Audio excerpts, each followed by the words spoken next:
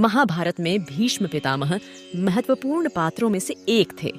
वे आजीवन ब्रह्मचारी रहे और हस्तिनापुर की सेवा में लगे रहे।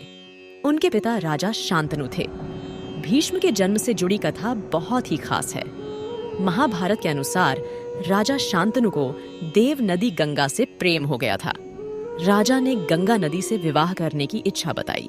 इसके बाद गंगा ने राजा शांतनु के सामने शर्त रखी थी कि मुझे मेरी इच्छा के अनुसार काम करने की पूरी स्वतंत्रता चाहिए। जिस दिन आप मुझे किसी बात के लिए रोकेंगे, मैं आपको छोड़कर चली जाऊंगी। शांतनु ने गंगा की ये शर्त मान ली। इसके बाद दोनों ने विवाह कर लिया। विवाह के बाद गंगा जब भी किसी संतान को जन्म देती, वह संतान को तुरंत नदी में बहा देती थी। शांतनु उन्हें रोक नहीं पाते, क्योंकि वे अपने वचन में बंधे हुए थे और गंगा को खोने से डरते थे। इसी तरह गंगा ने 6 संतानें नदी में बहा दी।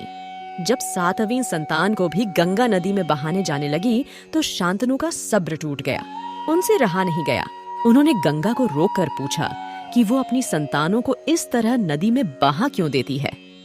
गंगा ने शांतनु से कहा कि राजन, आज आपने संतान के लिए मेरी शर्त को तोड़ दिया है। अब ये संतान ही आपके पास रहेगी और मैं अपनी शर्त के अनुसार सब कुछ छोड़कर जा रही हूँ। शांतनु ने अपनी संतान को बचा लिया, लेकिन उसे अच्छी शिक्षा के लिए कुछ सालों के लिए गंगा के साथ ही छोड़ दिया।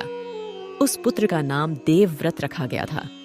गंगा ने अपने पुत्र देवव्रत का पालन किया और कुछ वर्षों के बाद गंगा उसे लौटाने शांतनु के पास आई। देवव्रत अब एक महान योद्धा और धर्मज बन चुका था। पुत्र के लिए शांतनु ने गंगा जैसी देवी का त्याग स्वीकार किया। उसी पुत्र को शिक्षा के लिए कई साल अपने से दूर भी रखा। इसी देवव्रत ने शांतनु का विवाह सत्यवती से करवाने के लिए आजीवन अविवाहित रहने की भीषण प्रतिज्ञा की थी, जिसके बाद इसका नाम भीष्म पड़ा। भीष्म ने अंतिम समय तक अपने पिता के वंश की रक्षा की थी।